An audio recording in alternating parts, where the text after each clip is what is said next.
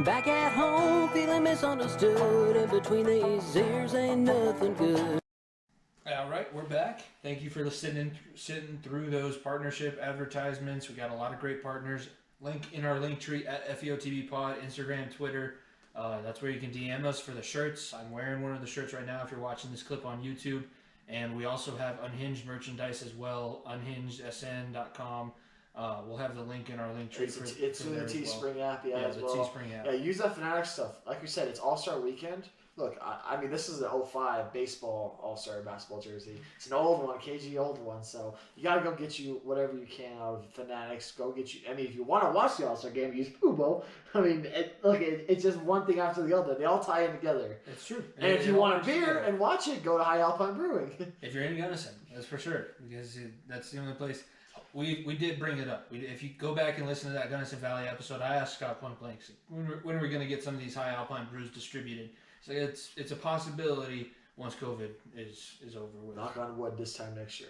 That would be amazing because I would love to have a Gunny Gold sitting on my back porch next to the fire. We're sitting us right here while we're hopefully by that time we have a studio. That's true. And then we could have a mini fridge stocked full of beer and just it's a whole another thing. We're on episode 30 now, but we'll get to the point where we're gonna have a Joe Rogan set up at some point. I hope so. I hope so. Let's get into most dominant team of the week. Mine, I'm gonna go first because I want to lead off with a really good one, and then you can kind of because you heard my bad one. You can soften the blow. Saul Canelo Alvarez, #1 pound for pound boxer in the world. I said it. My beat hit. Knockout within the first 3 rounds was like plus 200, I think, on this fight. And easiest money everyone could ever make. There was a chance that I thought the guy that he fought could have made it past the 3rd round, but then he was blocking, he was defending, but Canelo's punches were still landing through those blocks, and then the 1-2 that he put him to the canvas with, they should have stopped it there. They let him get back up, and he took a couple more liver shots. Canelo is best boxer in the world right now. He's pound for pound #1, and it's deserved. I'm really looking forward because I think we're finally going to get Fury and Joshua, which that would be the biggest fight in British boxing history. Might be the biggest fight in boxing. No, not boxing history, but recent boxing. This era. If Wembley opens up, they could sell out all 102,000 seats plus whatever they're going to put out on the field. Those 2 behemoths when they go out is going to be amazing. Avalanche scored again, by the way.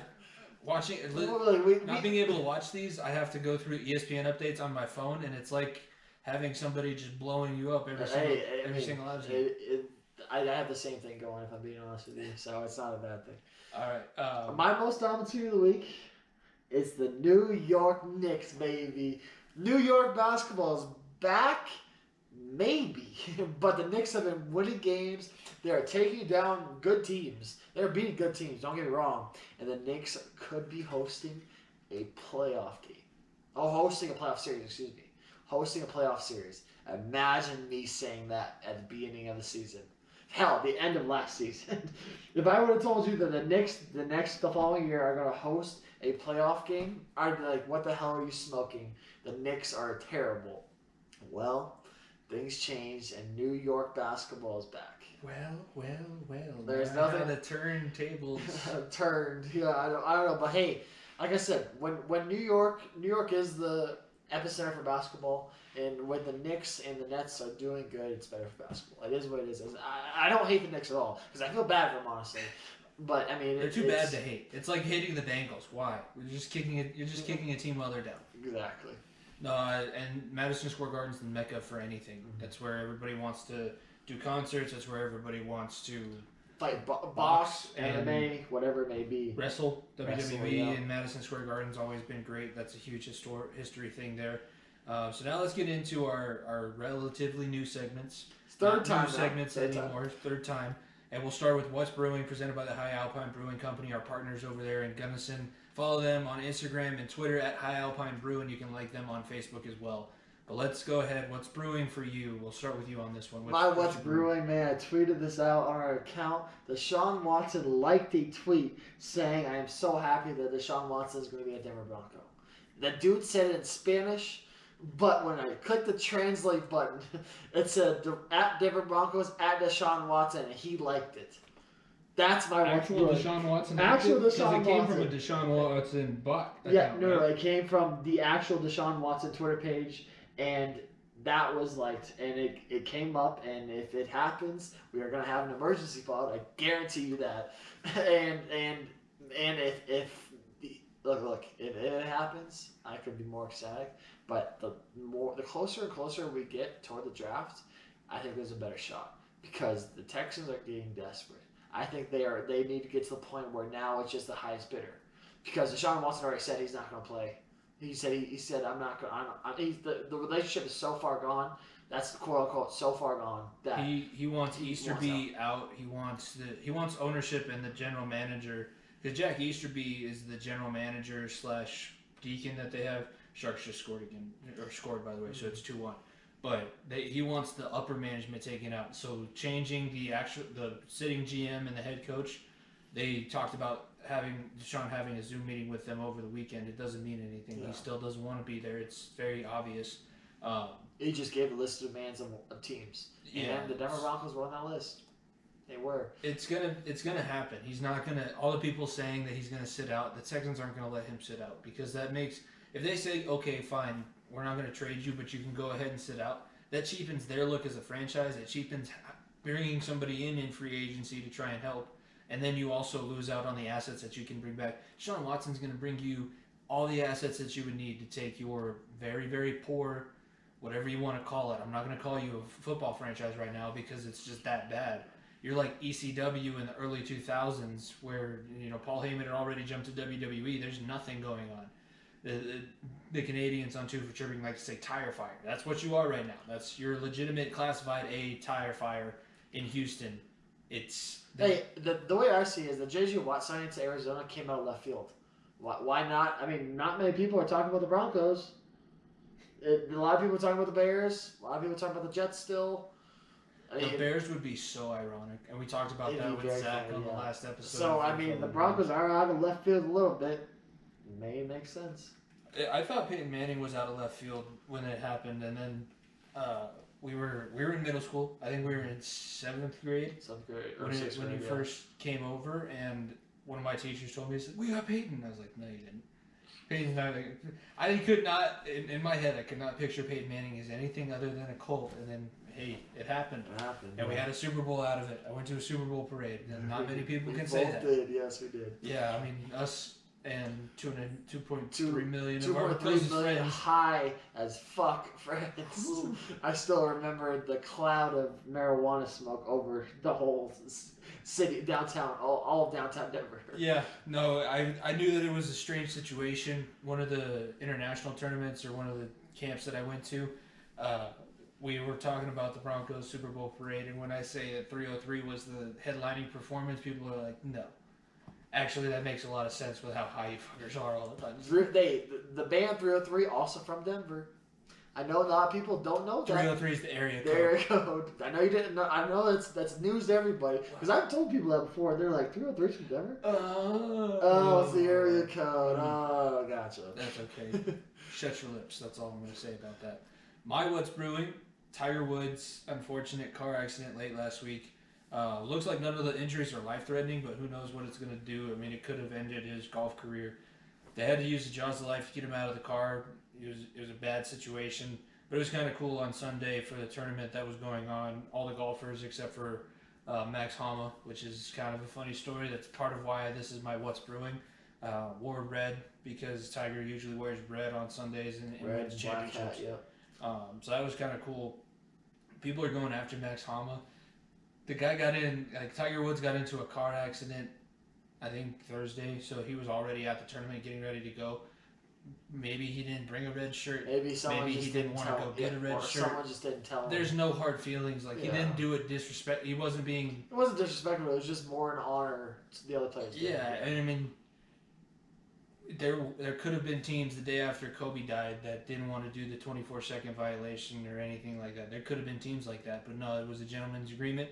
But if you're not in on it, you don't have the information. I don't think that should be held against you. It's not. It's not against him at all. Max Homa's he's a troll on Twitter, but that's just because golfers have to do something to get their personality. Yeah, they gotta have some sort of showmanship. He's not an actual troll that's 35 years old sitting in his parents' basement, and some of you may listen to this podcast, so sorry. Good, how are you? Good day, but it's not a good look. But I thought that was a cool kind of tribute, and you don't normally see that in golf because there's no uniform or anything like that. And it was similar to me in the moment of silence in NFL or in WWE when one of the wrestlers passes away with the 10 tolls of the bell. So that's my what's brewing. Yeah, but hopefully Tiger comes back soon. Like you said, he had that terrible back injury. He was already rehabbing an injury, and now we're gonna have to see what other. It's gonna be weird. I mean, he's not probably more than likely not gonna be playing the Masters here in the next couple months, and it is what it is. Hopefully he comes back strong.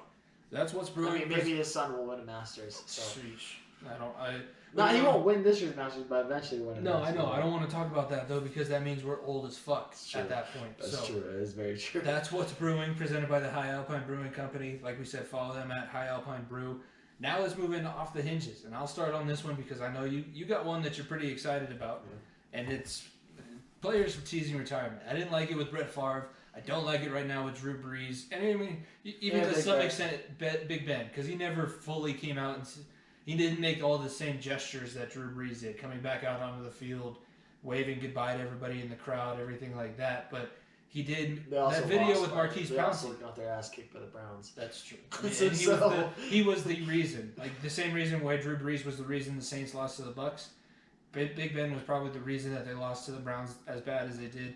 And that video with Marquise Pouncey, it did kind of seem like if you're retiring, I mean, we had this retirement pact.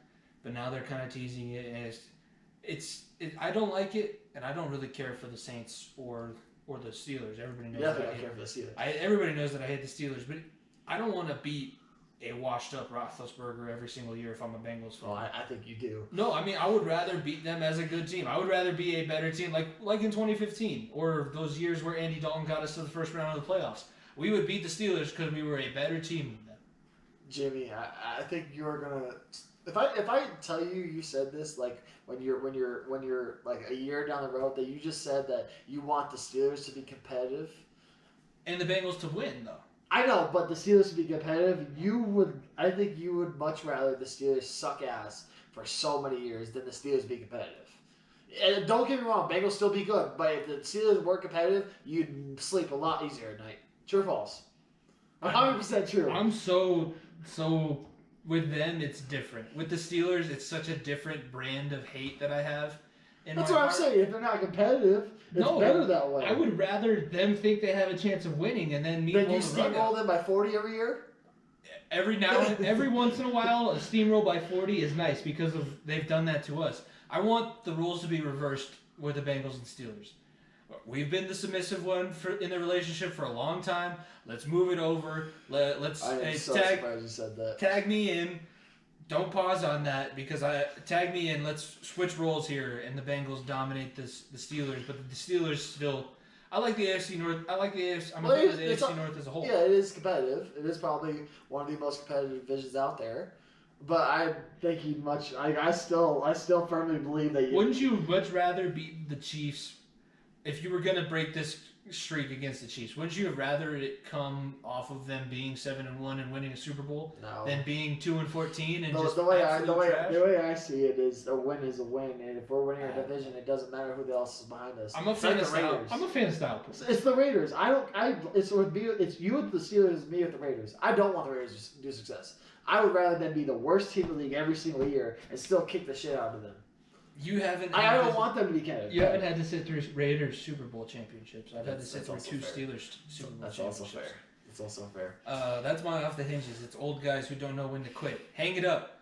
Take Yeller out back, and let's finish off this movie. The horse twisted the ankle. Every single analogy that you want to use. That's my off the hinges. That's fair. My off the hinges, like I said, it's All-Star Weekend. Or not All-Star Weekend, it's All-Star Sunday night because the All-Star game has a dunk contest at halftime. And it is time to stop making this a popularity contest. it is time to stop that. Ben Simmons should not be an All-Star. He's on a good team. Shout out him hitting a 3. Yeah, it's the second of the year. But, I mean, he does not.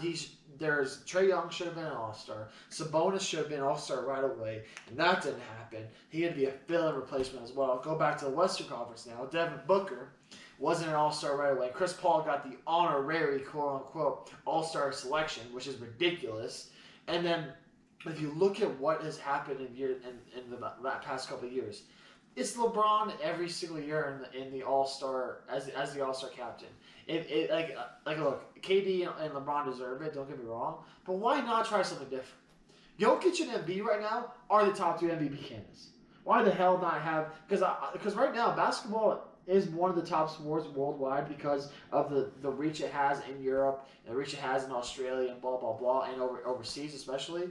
Like having two guys who are not from the United States be ahead of one of your biggest games of the year, I think adds another bonus. And the comedy behind Jokic and Embiid being the captains. Embiid would throw so much shade at everybody, and Jokic would be like, he good, I pick him. Like it'd be funny.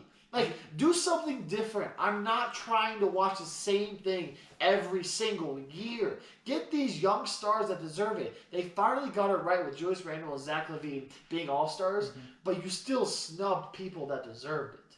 Yeah. And we're making it so, like, okay, You're missing your biggest argument here, and that's Klay Thompson. Because Klay Thompson voting, the fan vote is idiotic as it is. Caruso got more votes than Jamal Murray did, and Caruso is cheeks. Okay, he's not cheeks, but he's not an all-star.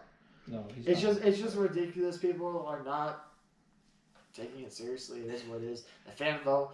I mean, the NBA is meme silly as it is. Yeah. And the fan vote. I remember Zaza Pachulia was the leading. I know you don't know who that is. He was a scrub. And he was the leading vote getter for the bigs in the East not too long ago. And he luckily fell off, but they had to nix that. That's why they got rid of the fan vote. It's going to come down to coaches vote. And now the coaches voting, it's not even respectable anymore. Because they didn't even vet, because the reserves is voted off coaches. And Devin Booker wasn't even voted. You cannot tell me Devin Booker is not a top 12 player in the Western Conference. That is a straight up lie. What the Suns have done this year is ridiculous. I would say top 10. I would put him in the top 10. Yeah, top 10 easily. I mean, top 12, I only say top 12 because they picked 12 from the East, 12 from the West. But you can't tell me that he's not at least that.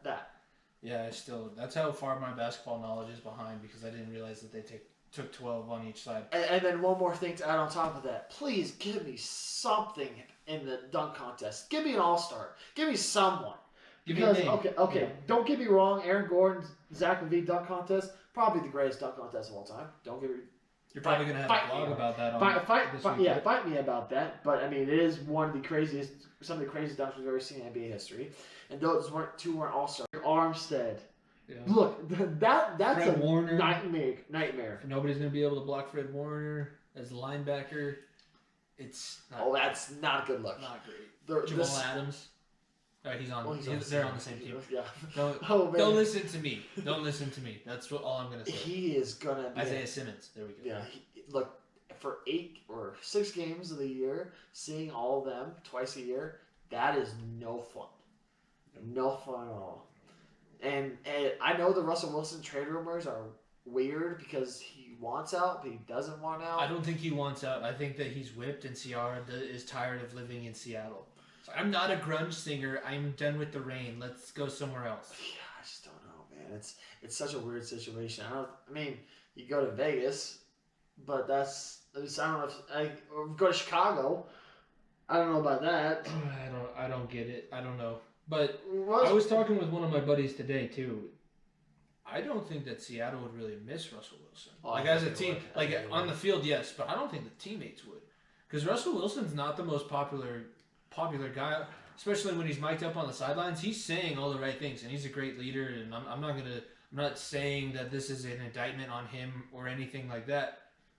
But it's almost like the guys don't believe in him, or they just let it go in one ear and out the other, because it seems so robotic and so forced. There's no part of Russell Wilson that I can count as smooth. He is the show up as an undercover cop and accidentally show up as an undercover cop in an LAPD hoodie. That's who I see Russell Wilson as being. He is the. Oh, okay. He's Ned Flanders. That's. Let me put it this way: if Russell Wilson isn't on the Seahawks, they're a top 5 worst team in the league. No, I'm not saying it that way. I'm saying that the teammates just don't really care for him being around in the locker room. Well, yeah, I mean, if he can win that 2 games, then they care a little bit. How many people showed up to your birthday, Bo Callahan? I'm gonna go back to draft day. It seems like a weird situation. There's definitely more going into it than what people are thinking. There was just an article written too that he had a meeting with Brian Schottenheimer and Pete Carroll on like a Thursday night game and wanted to change something about the offense, and they basically told him to shut up and dribble, for lack of a better term. So there is probably some behind the scenes stuff that we're not seeing. It just seems a little bit odd that this is all happening right now. Yeah, the Seahawks situation, I think they're in a spot where it's Russell Wilson or it's Pete Carroll and Roy Schottenheimer. You're not going to get both. I think one of them, one or two are going to go. That's a situation where firing the coach and bringing in a general manager would probably persuade that guy. Yeah, he'd probably come back. Or draft an offensive lineman. Man's been sacked over 300 times in 7 years. Oh man, I mean, it adds salt to the wound if they trade up to the 4th pick. I'm sorry I did that to you. I'm sorry. I don't think Atlanta's going to trade out of the 4 pick because they're going to get Zach Wilson at 4. If he's there. I don't think the Jets will draft him, and I don't think the Dolphins are going to draft him. Well, Dolphins are locked in on Devontae Smith or Jamar Chase, I think. That would be something. It's either way, I think it's interesting. Or maybe they pull a fast one on everybody and draft Justin Fields. Or maybe that's the Deshaun Watson trade. That could be the Deshaun Watson trade. The Falcons? No, not the Falcons. The Dolphins. Oh man. Yeah. It could. Yeah, very, very well. Because it's the 3rd pick for Deshaun Watson plus Tua. You're gonna get Tua in that trade, and then probably somebody. I don't know.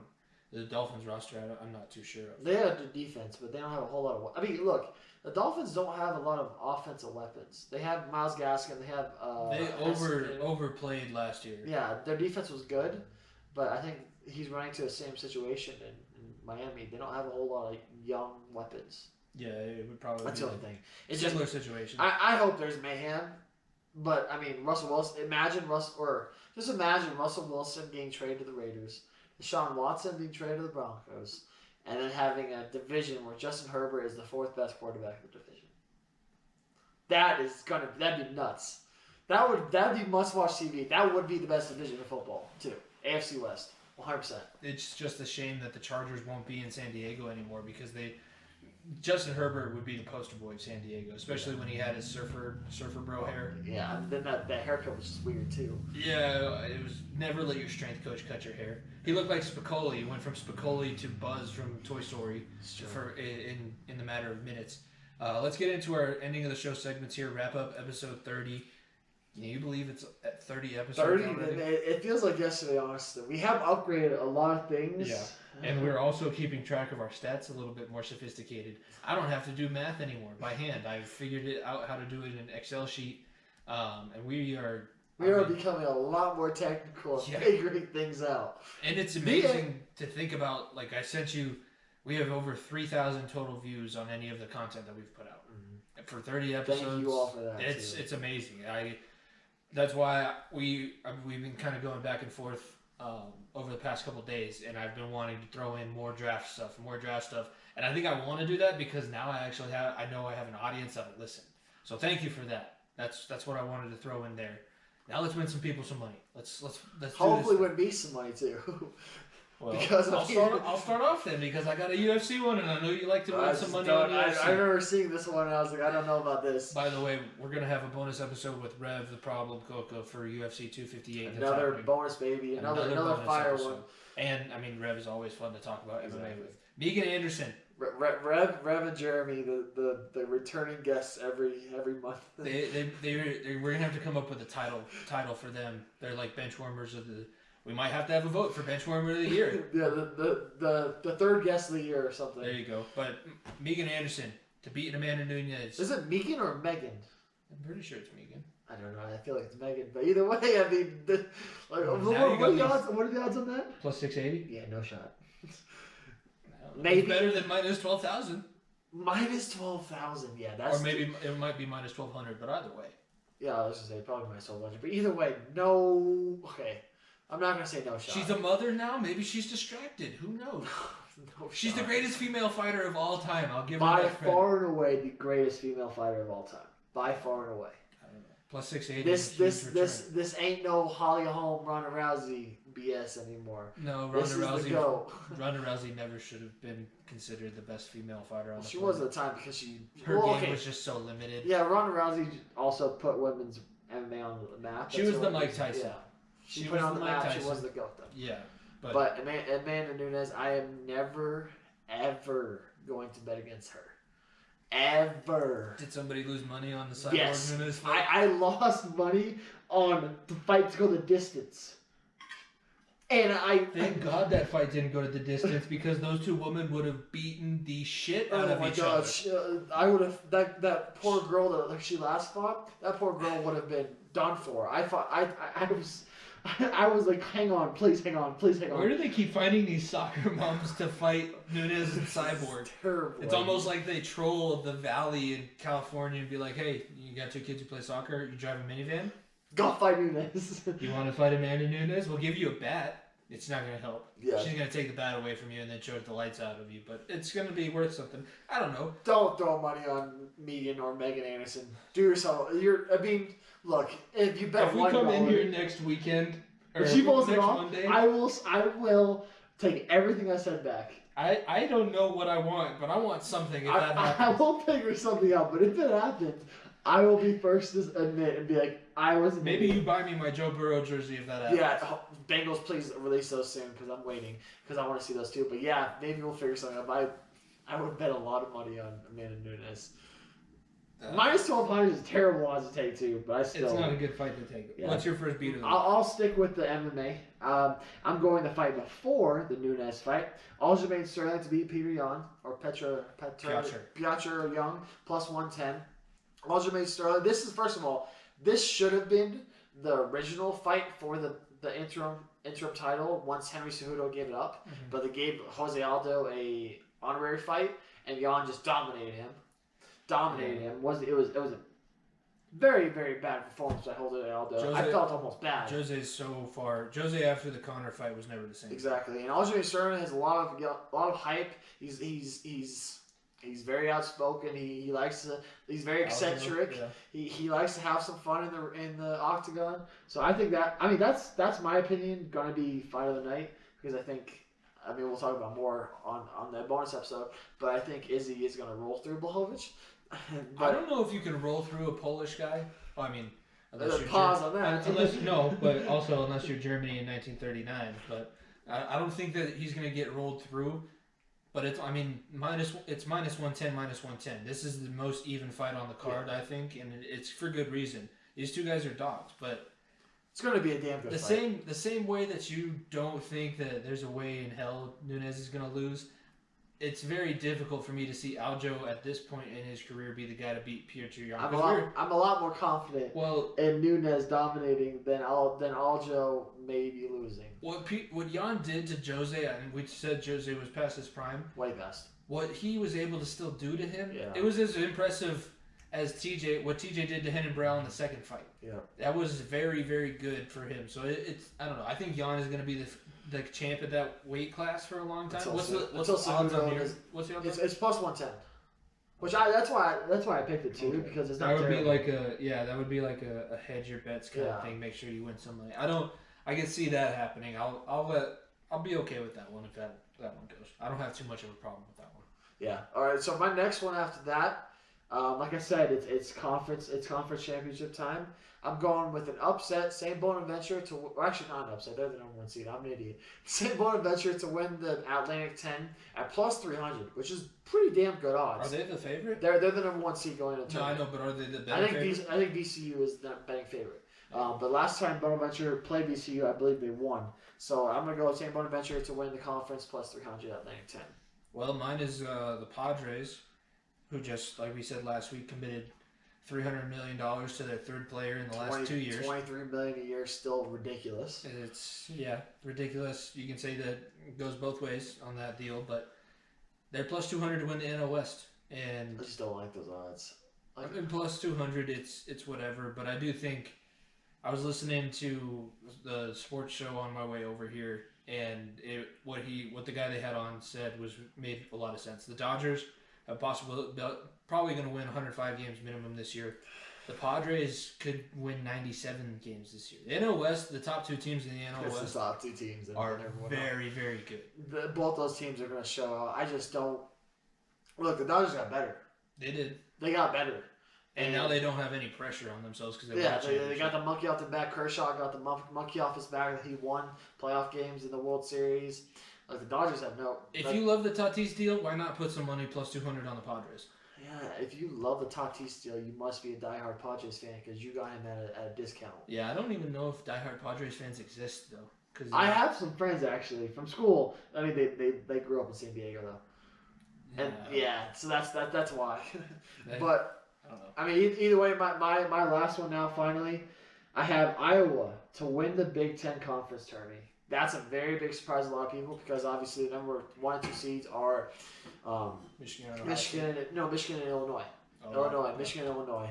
But I'm going to tell you right now, when it comes to March, you look at players. You look at who's hot at the right time. And Luke Garza, I talked about him a few months ago when the college basketball season started. He is probably, actually I take it back, he probably won't win Player of the Year because Cade Cunningham, which you'll hear about a little bit later, is on a tear for Oklahoma State. But Luke Garza is an absolute stud, and he is going to put on a show, I think. He is going to be the Tyler Hansbrough of the North Carolina days. He is going to be that big man that just dominates in the tournaments, and I think Iowa could shock a lot of people and win the Big Ten. At plus 352, third best odds. Yeah, plus 350 is good. I have college basketball as well. West Virginia to get a number 1 seed in the tournament, which would mean that they probably won the Big 12 conference tournament, plus 550. And I've heard a little bit about West Virginia. I know they're not one of the marquee teams, but that Big 12 tournament might be a ringer, and Mountaineers could come out of it pretty good, in good shape, and get a number 1 seed in the national tournament. So plus 550, I like that return. The other one that I like for this prop that I saw on FanDuel was also Florida State because they could, the ACC tournament isn't going to be as good as it has been. If they win the ACC, I'd be kind of hard pressed to not give them maybe a 1 seed, but those are the two that I kind of liked on that line. I don't hate that at all. The one thing, like I said, the Big 12, I think there could be a lot of mayhem. I think I think West Virginia needs mayhem to get because Baylor right now is probably a lock there, so they gotta have an upset somewhere. They gotta make some noise. Yeah, they would have to have really good showings, because if Baylor is a lock to have a 1 seed and West Virginia has to be the runner up, but they also have to kind of dominate they'd have to dominate Oklahoma State if they played them in the tournament or somebody like that. So I don't know. I'm kind of talking myself out of that one. Beats of the week, without football, beats of the week are hard. Yeah, because we have to pick things ahead of time. Yeah, or tennis and golf. Sorry, yeah. I mean, I do have some golf. I do have some tennis ones here and now, here and there. But the golf ones are tough too. Like I said, we record Mondays. The episode comes out Wednesday, and we like to have bets that are at least good till Friday. Yeah. So it's very tough. You have to do